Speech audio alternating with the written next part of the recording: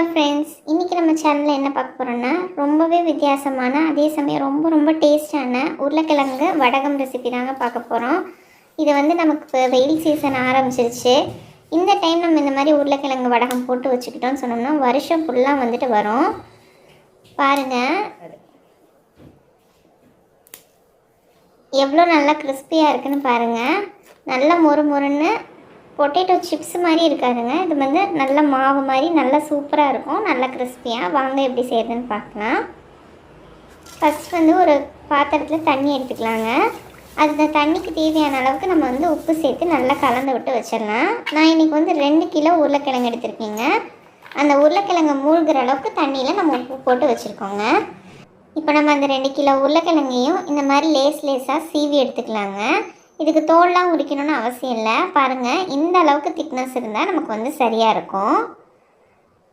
அப்போனா தான் நல்லா கிறிஸ்பியாகவும் இருக்கும், உள்ளே நல்லா வந்துட்டு மாவு மாதிரி நல்லா டேஸ்ட்டாகவும் இருக்கும். உங்கள்கிட்ட அந்த மாதிரி சிப்ஸு சீவிர கட்டை இல்லை அப்படின்னு சொன்னால் இந்த மாதிரி பீலரில் கூட நம்ம வந்து சீவி எடுத்துக்கலாங்க. இதுலேயும் நல்லா திக்காக தான் வரும். இப்போ பாருங்கள், நான் 2 கிலோ உருளைக்கிழங்கு நல்லா சீவி எடுத்துட்டேன். இப்போ நம்ம உப்பு போட்டு கலந்து வச்சுருந்தோம் இல்லைங்களா, அந்த தண்ணியில் வந்துட்டு இந்த சீவன உருளைக்கிழங்கு ஃபுல்லாக நம்ம வந்துட்டு ஊற போட்டுடலாங்க.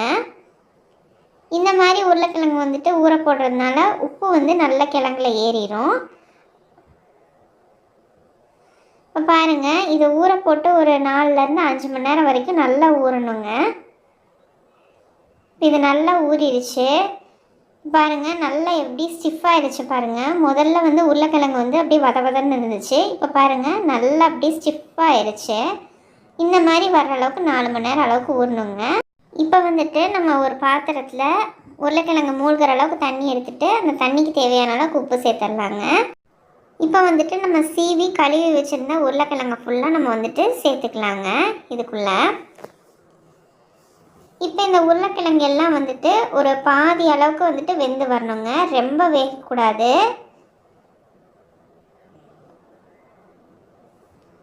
இப்போ பாருங்கள், கொஞ்சம் கொஞ்சமாக அப்படியே கலர் மாறும். உருளைக்கிழங்கு வந்து சட்டுன்னு வெந்துடும், நம்மளுக்கே தெரியும் உருளைக்கிழங்கு எவ்வளோ சீக்கிரம் வேகும்னு.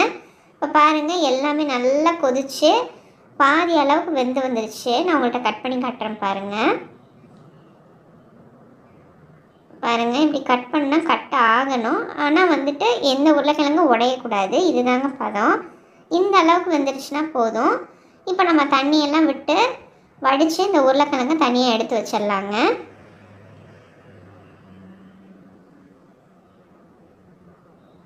இது ரொம்ப விட்டுட்டோம்னா குழஞ்ச மாதிரி ஆயிருங்க, அப்புறம் வத்தல் போடுறதுக்கு நமக்கு வரவே வராது. இப்போ பாருங்கள், கிழங்கு ஃபுல்லாக ஆற வச்சாச்சு நம்ம.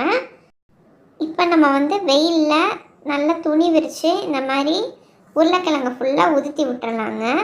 ஒன்று மேலே ஒன்று இல்லாத மாதிரி தள்ளி தள்ளி அப்படியே பரத்தி விட்டுறலாம். இந்த மாதிரி நம்ம போட்டோம்னா வெயிலில் வந்து 2லேருந்து 3 நாள் வந்து நல்லா காயுங்க. இப்போ பாருங்கள், நல்லா எப்படி சவுண்டு கலக்கலன்னு கேட்குது. இந்த அளவுக்கு நம்ம வந்து காய வச்சு எடுத்துக்கலாங்க. இப்போ நான் பொரிச்சு காட்டுறேன் பாருங்கள். நல்லா எண்ணெயும் மீடியம் ஃப்ளேமில் வச்சுட்டு நம்ம போட்டு எடுத்தோம்னா நல்லா கிறிஸ்பியாக நல்லா மொறுன்னு நமக்கு சூப்பராக வந்து கிடச்சிடுங்க. இதில் வந்து சப்போஸ் உங்களுக்கு உப்போ காரமோ ஏதாவது வேணும்னா பொரிச்ச பின்னாடி நம்ம வந்து ஆட் பண்ணி கலந்து விட்டுக்கலாங்க, ரொம்ப நல்லாயிருக்கும். இப்போ பாருங்கள், உடச்சி காட்டுறேன். ரொம்ப கிறிஸ்பியாக இருக்கும், எல்லா சாதத்துக்குமே ரொம்ப அருமையாக இருக்கும். கண்டிப்பாக ட்ரை பண்ணி பாருங்கள் ஃப்ரெண்ட்ஸ். தேங்க்யூ.